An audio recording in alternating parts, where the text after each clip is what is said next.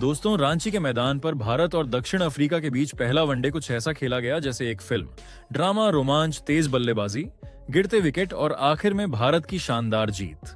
शुरुआत में रोहित कोहली की ताबड़तोड़ साझेदारी, फिर कुलदीप यादव का जादुई स्पेल और अंत में हर्षित कुलदीप की घातक गेंदबाजी। इस मैच ने हर फैन को रोमांचित कर दिया।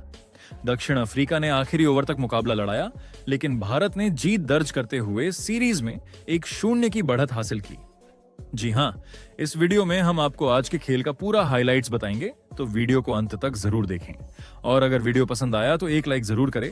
इस वीडियो का लाइक टारगेट है 1000 लाइक्स। दोस्तों, रांची के खूबसूरत मैदान में भारत और दक्षिण अफ्रीका के बीच 3 मैचों की वनडे सीरीज का पहला मुकाबला खेला गया। दक्षिण अफ्रीका के कप्तान एडेन मार्कराम ने टॉस जीतकर पहले गेंदबाजी करने का फैसला लिया। भारत के लिए रोहित शर्मा के साथ युवा बल्लेबाज यशस्वी जायसवाल ओपनिंग करने उतरे। मैच की शुरुआत ही रोमांचक रही। पहला ओवर करने आए मार्को यानसन। उनकी पहली ही गेंद पर जायसवाल ने शानदार कट शॉट खेलते हुए चौका जड़ दिया। अगली गेंद विकेट कीपर से निकलकर बाउंड्री तक चली गई और भारत को बायज से 4 और रन मिल गए। यानी मैच की पहली 6 गेंदों में ही भारत के खाते में 9 रन जुड़ चुके थे। इसके बाद गेंद थामने आए नांद्रे बर्गर। उनके ओवर की चौथी गेंद पर जायसवाल ने बैट का फेस खोलते हुए स्लिप के पास से गेंद को फाइन ले जाकर एक खूबसूरत चौका लगाया। तीसरे ओवर में भी जायसवाल का जलवा जारी रहा। इस बार उन्होंने मार्को यानसन की छोटी गेंद को पुल करते हुए शानदार छक्का लगाया। सिर्फ 3 ओवर में भारत 25 रन बनाकर तेज शुरुआत कर चुका था, लेकिन अगले ही ओवर में नांद्रे बर्गर ने भारत को बड़ा झटका दे दिया। उन्होंने ऑफ स्टंप के बाहर उसी खतरनाक कॉरिडोर में गेंद डाली जहां अक्सर बल्लेबाज गलती कर बैठते हैं। गेंद थोड़ी सी बाहर जाती हुई आखिरी क्षण में सीधी हुई और जायसवाल आगे बढ़कर खेलने की कोशिश में हल्का सा एज लगा बैठे। कीपर डिकॉक ने कैच में कोई गलती नहीं की और जायसवाल बिना किसी विरोध के पवेलियन लौट गए। उन्होंने 16 गेंदों में 18 रन बनाए थे। अब क्रीज पर आए विराट कोहली। पहली ही गेंद उनके बल्ले के किनारे से निकलकर चौके के लिए गई। इसी ओवर की आखिरी गेंद पर रोहित शर्मा ने पुल शॉट खेलना चाहा, लेकिन गेंद ठीक से टाइम नहीं हो सकी। हालांकि सौभाग्य से टोनी डी जॉर्जी ने आसान सा लगता कैच गिरा दिया और रोहित बच गए। 7वें ओवर में रोहित शर्मा का आक्रामक अंदाज सामने आया। यानसन की दूसरी गेंद पर उन्होंने कट मारते हुए चौका लगाया। ओवर की आखिरी गेंद फुल टॉस जैसी ओवर पिच थी, जिसे रोहित ने कवर पॉइंट दिशा में आसानी से चौके के लिए भेज दिया। भारत की पारी अब लय पकड़ चुकी थी। सिर्फ 7 ओवर में ही टीम इंडिया ने 50 रन पूरे कर लिए थे। अगले ओवर की शुरुआत होते ही विराट कोहली पूरी लय में नजर आए। नांद्रे बर्गर की 5वीं गेंद गुड लेंथ पर थी और ऑफ स्टंप से थोड़ी बाहर। कोहली ने आगे झुककर बड़ी सफाई से बल्ला घुमाया और गेंद को सीधे मिड ऑफ के ऊपर से उछाल दिया। गेंद लंबी दूरी तय करते हुए सीधी बाउंड्री के बाहर गिरी और शानदार छक्का बन गया। कोहली अब पूरी तरह सेट दिख रहे थे और भारत की शुरुआत लगातार मजबूत होती जा रही थी। अगली ही गेंद पर उन्होंने थर्ड मैन की दिशा में एक और चौका लगा दिया। 9वां ओवर करने आए कॉर्बिन बॉश। रोहित शर्मा ने इस ओवर में 2 लगातार चौके जड़कर रण गति को और तेज कर दिया। ये दोनों बल्लेबाजों के बीच 50 रन की साझेदारी का भी संकेत था, जो काफी मजबूती के साथ आगे बढ़ रही थी। 10वें ओवर में ऑटनील बाटमैन गेंदबाजी करने आए और इसी ओवर में कोहली ने एक और बड़ा शॉट खेला।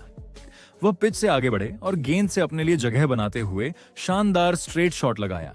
टाइमिंग इतनी बेहतरीन थी कि गेंद सीधे हवा में उड़ती हुई बाउंड्री के पार चली गई। 10 ओवर के अंत में भारत का स्कोर था 1 विकेट पर 80 रन। 11वें ओवर में फिर कॉर्बिन बॉश आए और इस ओवर की तीसरी गेंद पर कोहली ने बड़ा शॉट लगाते हुए एक और चौका जड़ा। 12वें ओवर में रोहित ने बाटमैन की गेंद पर एक सुंदर कवर ड्राइव खेलकर चौका लगाया। इसके बाद 15वें ओवर की पहली ही गेंद पर रोहित शर्मा ने सुब्रायन की ऑफ स्पिन पर शानदार स्लॉग स्वीप लगाया और गेंद मिड विकेट की दिशा में छक्का बनकर गई। अगली ही गेंद पर रोहित ने फिर से उसी दिशा में बिल्कुल वैसा ही शॉट खेला और लगातार दूसरा छक्का लगा दिया। इस बीच रोहित और कोहली के बीच 100 रन की साझेदारी भी पूरी हो गई। 18वां ओवर आया और कोहली ने कॉर्बिन बॉश की गेंद पर फ्लिक शॉट खेलते हुए मिड विकेट की ओर छक्का जड़ दिया। इसी के साथ उन्होंने सिर्फ 48 गेंदों में अपनी शानदार अर्धशतकीय पारी पूरी कर ली।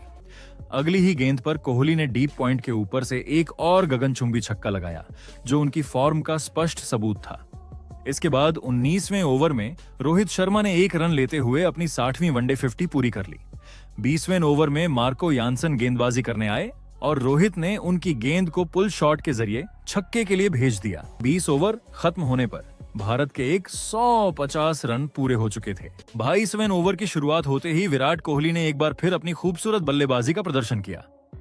सुब्रायन की पहली ही गेंद पर कोहली पिच के आगे बढ़े, पूरे आत्मविश्वास के साथ शॉट खेला और अपनी कलाई का बेहतरीन इस्तेमाल करते हुए गेंद को लॉन्ग ऑन के ऊपर से आसानी से 6 रन के लिए भेज दिया। लेकिन भारत की यह मजबूत साझेदारी अगले ही ओवर में टूट गई। 22वें ओवर में मार्को यानसन गेंदबाजी करने आए और ओवर की एक गेंद पर उन्होंने रोहित शर्मा को पवेलियन भेज दिया। गेंद बैक ऑफ लेंथ थी जो अपेक्षा से कम उछली। रोहित ने स्विवेल होकर पुल शॉट खेलने की कोशिश की, लेकिन गेंद उनसे बीट हो गई और सीधे उनके बैक थाई पर जाकर लगी। यानसन ने जोरदार अपील की और अंपायर ने तुरंत उंगली उठा दी। रोहित ने थोड़ी बातचीत कोहली से की, लेकिन उन्होंने डीआरएस लेने की जरूरत नहीं समझी और पैवेलियन की ओर लौट गए।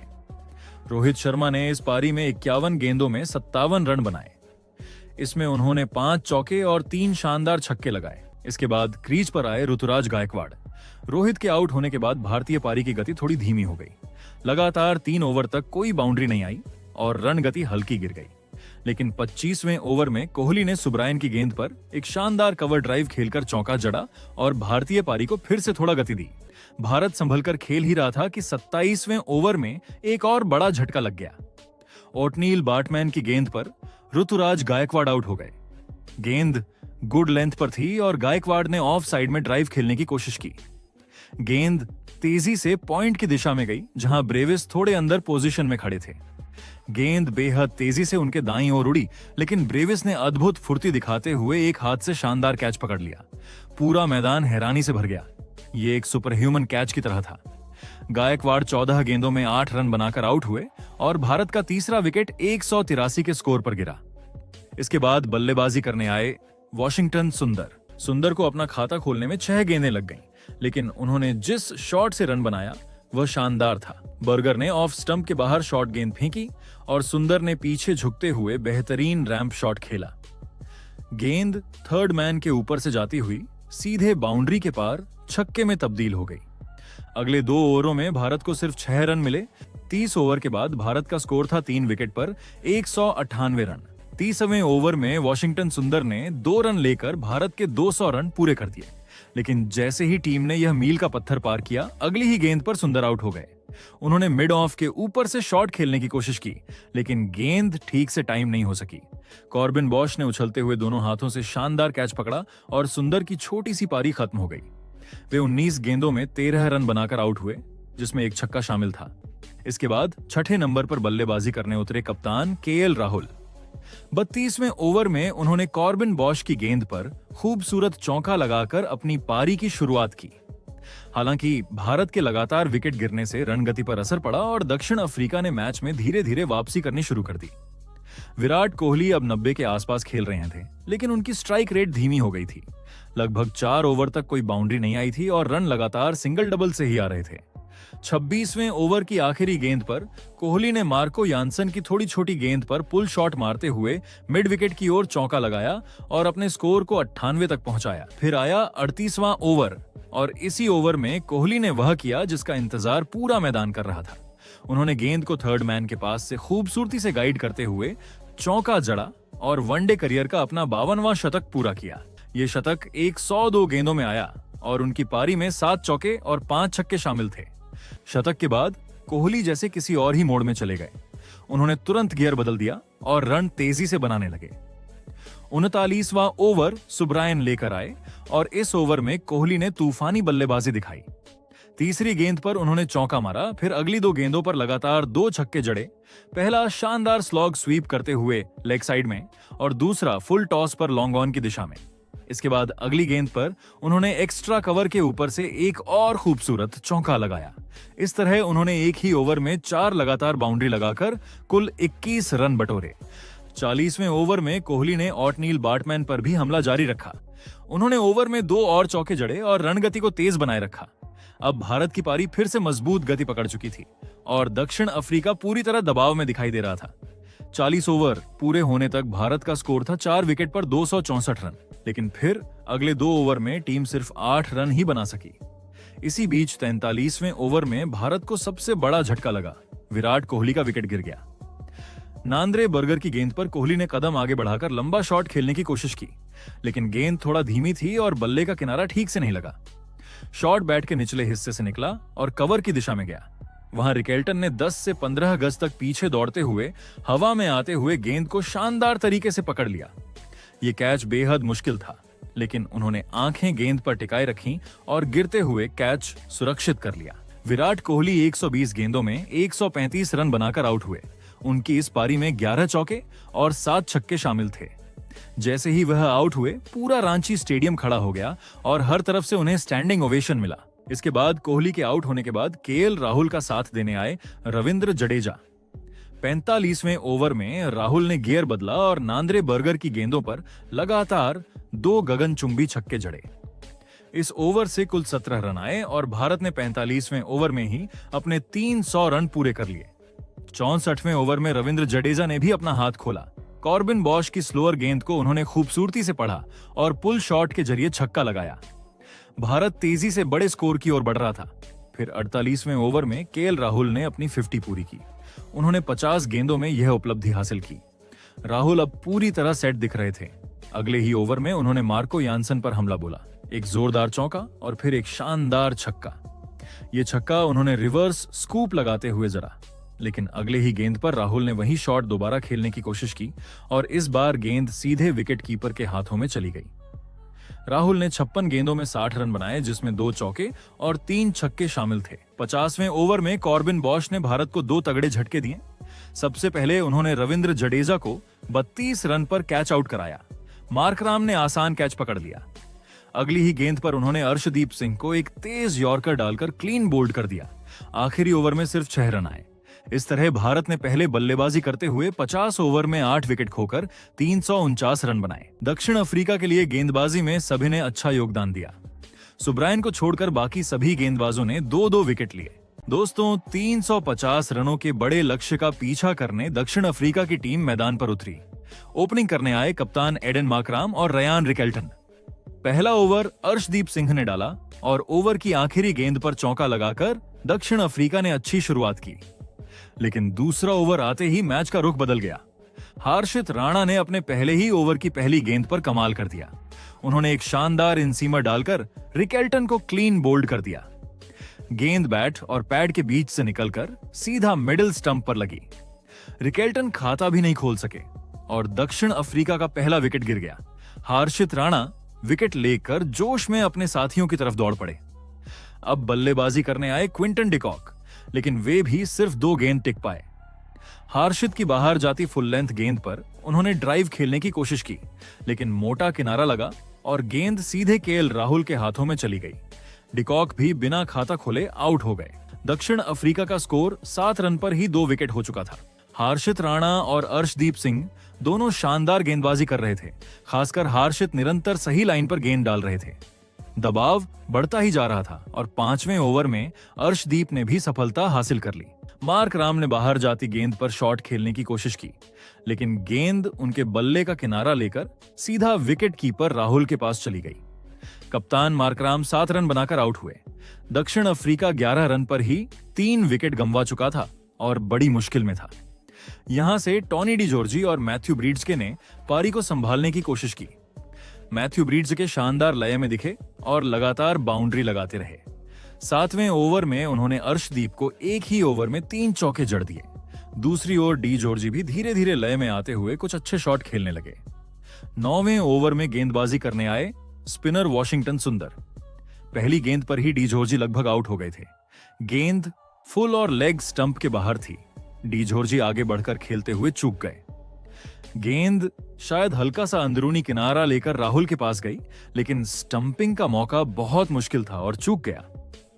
अगली गेंद पर डी जॉर्जी ने मिड ऑफ की दिशा में चौका जड़ा। 10वां ओवर प्रसिद्ध कृष्णा लेकर आए और उन्होंने शानदार गेंदबाजी करते हुए ओवर मेडन फेंका। उनके लगातार सही लाइन लेंथ ने दक्षिण अफ्रीकी बल्लेबाजों को बांध कर रखा। 10 ओवर के बाद दक्षिण अफ्रीका का स्कोर था 3 विकेट पर 47 रन। भारतीय गेंदबाज शुरुआत से ही हावी थे और दक्षिण अफ्रीका लगातार दबाव में दिख रहा था। टॉनी डी जॉर्जी और मैथ्यू ब्रीड्सके अब धीरे धीरे अपनी लय पकड़ चुके थे और आत्मविश्वास के साथ शॉट खेल रहे थे। हालांकि भारतीय गेंदबाज लगातार दबाव बनाकर रखे हुए थे और आसानी से रन नहीं दे रहे थे। इसी बीच 15वें ओवर में कप्तान केएल राहुल ने कुलदीप यादव को गेंद थमाई और यह फैसला बिल्कुल सही साबित हुआ। कुलदीप यादव ने आते ही डी जॉर्जी को एलबीडब्ल्यू आउट कर दिया। गेंद फ्लैट, गुड लेंथ और लेग स्टंप पर पिच हुई। जॉर्जी ने लाइन के पार खेलते हुए फ्लिक करने की कोशिश की, लेकिन गेंद उनके बैट से नहीं लगी और सीधे पैड पर जा लगी। पहले फ्रंट पैड और फिर बैक पैड पर। अंपायर ने पहले नॉट आउट दिया, लेकिन भारत ने तुरंत रिव्यू ले लिया क्योंकि कुलदीप पूरी तरह आश्वस्त थे।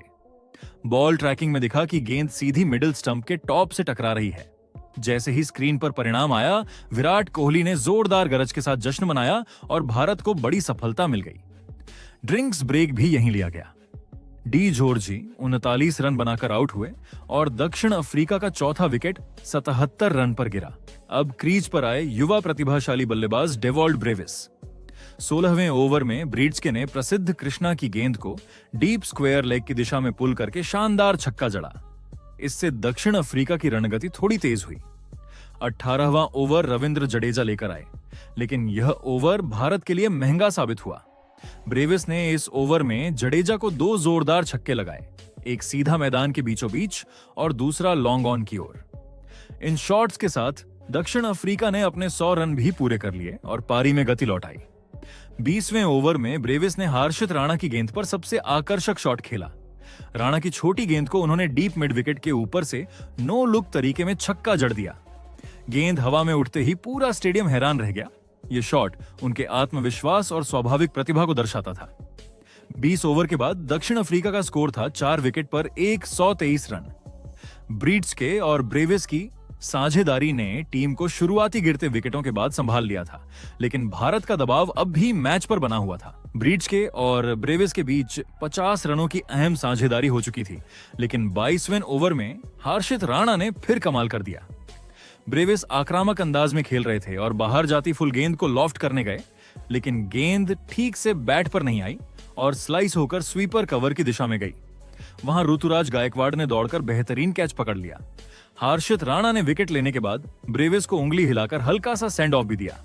ब्रेविस 37 रन बनाकर आउट हुए और दक्षिण अफ्रीका का स्कोर 130 पर 5 विकेट हो गया। यह हर्षित का तीसरा विकेट था।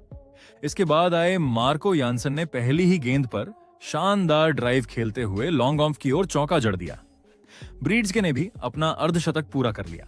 एक ओर जहां दक्षिण अफ्रीका लगातार विकेट खो रहा था, वहीं ब्रीड्सके मजबूती से टिके हुए थे और पारी संभाल रहे थे। अब मार्को यानसन भी उन्हें अच्छा साथ दे रहे थे। 25वें ओवर में यानसन ने कुलदीप यादव पर हमला किया।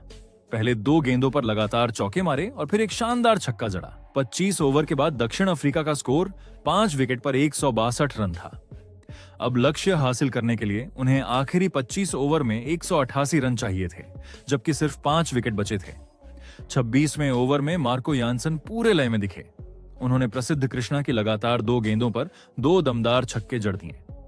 इसके बाद अर्शदीप सिंह के ओवर में यानसन ने एक खूबसूरत चौका लगाया और इसी के साथ सिर्फ 26 गेंदों में अपनी ताबड़तोड़ 50 पूरी कर ली। उनकी बल्लेबाजी ने दक्षिण अफ्रीका की उम्मीदें अचानक फिर जगा दी थीं। उधर मैथ्यू ब्रीड्सके, जो पहले आक्रामक खेल रहे थे, अब थोड़ा संभल कर खेल रहे थे, जबकि यानसन तेजी से रन बना रहे थे। 30वें ओवर में एक बड़ा मौका भी बना। जडेजा की गेंद पर यानसन का एक मुश्किल सा कॉट एंड बोल्ड का मौका आया, लेकिन जडेजा वह कैच पकड़ नहीं सके। मौका कठिन था, लेकिन पकड़ लिया जाता तो भारत को बड़ी सफलता मिल सकती थी। 30 ओवर के बाद दक्षिण अफ्रीका का स्कोर था 5 विकेट पर 206 रन। क्रीज पर यानसन 54 रन पर और ब्रीड्स के 67 रन बनाकर टिके हुए थे। अब मैच रोमांचक मोड पर था। दक्षिण अफ्रीका को जीत के लिए 144 रन चाहिए थे और दोनों बल्लेबाज अच्छी लय में थे। रांची के मैदान पर एक समय ऐसा लग रहा था कि दक्षिण अफ्रीका जिस तरह से बल्लेबाजी कर रहा है, वह भारत को कड़ी चुनौती देगा। खासकर मार्को यानसन जिस अंदाज में खेल रहे थे, उससे भारतीय टीम के लिए हालात मुश्किल होते जा रहे थे। यानसन बिल्कुल दबाव मुक्त होकर ताबड़तोड़ शॉट मार रहे थे। चौके हों या लंबे लंबे छक्के, वह सब कुछ बड़ी आसानी से हासिल कर रहे थे। गेंदबाजों के लिए लाइन लेंथ बनाए रखना मुश्किल हो रहा था। मैथ्यू ब्रीड्सके पहले से ही सेट थे और लगातार स्ट्राइक रोटेट कर रहे थे, लेकिन यानसन के आने के बाद रणगति अचानक बहुत तेज हो गई। दोनों के बीच लगभग 100 रन की साझेदारी बन चुकी थी, जिसमें से 70 रन सिर्फ यानसन ने बना दिए थे। इकोनॉमी रेट बढ़ता जा रहा था, दबाव कम होता जा रहा था और धीरे धीरे ऐसा लगने लगा था कि मैच भारत के हाथ से फिसल रहा है। मैदान में ओस भी गिरने लगी थी, जिससे गेंदबाजों को गेंद पकड़ने में दिक्कत हो रही थी। स्पिन पकड़ नहीं रही थी और तेज गेंदबाजों की गेंद स्लिप हो रही थी। ऐसे में यह साझेदारी भारत को मैच से बाहर खींचती हुई दिख रही थी। पूरा भारतीय दर्शक दीर्घा एक बार फिर तनाव में आ गई थी, क्योंकि यानसन के शॉट लगातार मैदान से बाहर जा रहे थे। यहीं भारत को डेस्परेटली एक विकेट की जरूरत थी। कप्तान के एल राहुल समझ चुके थे कि अगर यह साझेदारी और 3 से 4 ओवर चल गई तो मैच हाथ से निकल सकता है। इसलिए उन्होंने तुरंत फैसला लिया और 34वें ओवर में कुलदीप यादव को गेंदबाजी पर वापस बुलाया। ये एक बड़ा और साहसी फैसला था, क्योंकि ओस में स्पिनर को गेंदबाजी कराना हमेशा जोखिम भरा होता है। लेकिन राहुल को भरोसा था कि कुलदीप ही इस मैच में कुछ जादू कर सकते हैं, और बिल्कुल वैसा ही हुआ। कुलदीप ने ओवर की पहली ही गेंद पर कमाल कर दिया। उन्होंने यानसन की कमजोरी पर निशाना साधते हुए थोड़ी छोटी गेंद डाली, जो खींचने के लिए बेस्ट थी। यानसन ने अपना पसंदीदा पुल शॉट खेलने की कोशिश की, लेकिन गेंद उनके बल्ले के बिल्कुल निचले हिस्से से लगी। टाइमिंग पूरी तरह बिगड़ गई और गेंद सीधी डीप मिड विकेट की ओर गई, जहां जडेजा खड़े थे। जडेजा ने बिना गलती किए कैच पकड़ लिया। यानसन ने जैसे ही गेंद बल्ले से निकलते ही महसूस कर लिया कि वह आउट हो चुके हैं। उन्होंने अपना सिर झुका लिया और निराशा में कुछ कदम चलते रहे। पर करोड़ों भारतीय फैंस की खुशी लौट आई और पूरा रांची स्टेडियम एक साथ गरज उठा। कुलदीप ने भारत को मैच में वापसी करा दी थी। मार्को यानसन ने 39 गेंदों में शानदार 70 रन बनाए, लेकिन उनका आउट होना भारत के लिए टर्निंग पॉइंट साबित हुआ। लेकिन कुलदीप यहां नहीं रुके। यानसन आउट हुए ही थे कि ओवर की तीसरी गेंद पर उन्होंने एक और बड़ा विकेट तोड़ दिया, इस बार मैथ्यू ब्रीड्सके का। कुलदीप ने गेंद को थोड़ा उड़ाकर लेग स्टंप के आसपास रखा। ब्रीड्सके, जो पहले से ही अच्छे टच में थे, गेंद को लॉन्ग ऑन के ऊपर मारकर छक्का लगाना चाहते थे। लेकिन गेंद थोड़ी सी घूमी, बल्ले से अंदरूनी किनारा लगा और गेंद सीधे विराट कोहली के हाथों में चली गई, जो लॉन्ग ऑन पर तैनात थे। विराट ने आसान कैच पकड़ा और दक्षिण अफ्रीका का सबसे बड़ा सेट बल्लेबाज भी पवेलियन लौट गया। ब्रीड्सके ने 80 गेंदों पर बेहतरीन 72 रन बनाए थे, लेकिन उनके आउट होते ही मैच पूरी तरह भारत की ओर झुक गया। दक्षिण अफ्रीका का स्कोर 228 पर 7 विकेट हो चुका था और भारत ने इस ओवर में ही खेल पलट दिया था। अब मैच भारत की झोली में दिख रहा था, लेकिन दक्षिण अफ्रीका ने हार नहीं मानी। निचले क्रम के बल्लेबाज कॉर्बिन बॉश और केशव सुब्रायन ने मोर्चा संभाला। दोनों जोखिम लेकर चौके छक्के लगाते रहे। उनका उद्देश्य साफ था, जितना हो सके उतने ओवर तक विकेट बचाकर रन बनाते रहना। दोनों के बीच अच्छी साझेदारी बनने लगी और रन गति फिर से बढ़ने लगी। कुछ देर के लिए ऐसा लगा कि मैच एक बार फिर रोमांचक मोड़ ले सकता है, लेकिन जैसे ही दक्षिण अफ्रीका ने 40वां ओवर शुरू किया, एक बार फिर कुलदीप यादव ने कमाल कर दिया। कुलदीप का यह आखिरी ओवर था और सुब्रायन ने सोचा कि उन्हें बड़े शॉट से दबाव कम करना चाहिए। उन्होंने स्लॉग स्वीप खेलने की कोशिश की, लेकिन कुलदीप ने एक समझदार गुगली डाली। गेंद ऑफ स्टंप के बाहर थोड़ी उड़ती हुई गई और सुब्रायन पूरी तरह धोखा खा गए। शॉट मिस टाइम हुआ, गेंद ऊंची गई और एक आसान कैच में बदल गई। सुब्रायन 17 रन बनाकर आउट हुए और यह कुलदीप यादव का चौथा विकेट था। इस विकेट के साथ दक्षिण अफ्रीका का स्कोर 40 ओवर में 270 रन पर 8 विकेट हो गया। कॉर्बिन बॉश 26 रन पर खेल रहे थे और अब टीम को 10 ओवर में 80 रन चाहिए थे, लेकिन साथ में सिर्फ 2 विकेट बचे थे। अब भारत पूरी तरह मैच पर हावी था। कुलदीप के जादू ने दक्षिण अफ्रीका की उम्मीदें तोड़ दी थीं और भारत को जीत की राह आसान कर दी थी। दक्षिण अफ्रीका का स्कोर जब लगातार गिर रहा था, तब निचले क्रम से कॉर्बिन बॉश ने शानदार जिम्मेदारी संभाली। उनके साथ नांद्रे बर्गर ने भी उपयोगी साझेदारी करते हुए टीम को संभाला। बॉश ने आते ही आक्रामक अंदाज में चौके छक्के जड़ने शुरू किए और 45वें ओवर तक दक्षिण अफ्रीका को 300 के पार पहुंचा दिया। अब मैच फिर से रोमांचक हो चुका था। अंतिम 4 ओवर में 38 रन चाहिए थे और बॉश अपनी 50 के करीब पहुंच चुके थे, लेकिन 47वें ओवर में भारत को बड़ी सफलता मिली। अर्शदीप सिंह ने शानदार लाइन पर गेंद डालते हुए बर्गर को बड़ा शॉट खेलने पर मजबूर किया और गेंद हवा में उठकर सीधा केएल राहुल के हाथों में चली गई। बर्गर 17 रन बनाकर आउट हुए और दक्षिण अफ्रीका का 9वां विकेट गिर गया। इसके बाद भी कॉर्बिन बॉश हार मानने वाले नहीं थे। 48वें ओवर में उन्होंने अपनी बेहतरीन 50 पूरी की और इसी ओवर में हर्षित राणा को एक जोरदार छक्का भी लगाया। अब आखिरी 2 ओवरों में दक्षिण अफ्रीका को 27 रन चाहिए थे और भारत को सिर्फ एक विकेट। 21वां ओवर अर्शदीप सिंह लेकर आए। ओवर की दूसरी गेंद एक लो फुल टॉस थी, जिसे बॉश ने खूबसूरती से स्वीप करते हुए छक्के के लिए भेज दिया। लेकिन इसके बाद अर्शदीप ने शानदार वापसी की और अगली 4 गेंदों में सिर्फ 1 रन दिया। अब आखिरी ओवर में दक्षिण अफ्रीका को 18 रन चाहिए थे। 50वां ओवर डालने आए प्रसिद्ध कृष्णा। उनकी पहली गेंद डॉट रही। दूसरी गेंद पर बॉश ने बड़ा शॉट खेलने की कोशिश की, लेकिन टाइमिंग नहीं बन पाई और एक्स्ट्रा कवर पर रोहित शर्मा ने कैच पकड़ लिया। बॉश का संघर्ष वहीं समाप्त हो गया और इसके साथ ही दक्षिण अफ्रीका 332 रन पर ऑल आउट हो गई। भारत ने यह मैच 17 रन से जीतकर शानदार शुरुआत की। गेंदबाजी में कुलदीप यादव ने 4 विकेट, हर्षित राणा ने 3 और अर्शदीप सिंह ने 2 विकेट झटके। तो दोस्तों, आपके हिसाब से भारत की इस जीत का हीरो कौन है? कमेंट जरूर करें।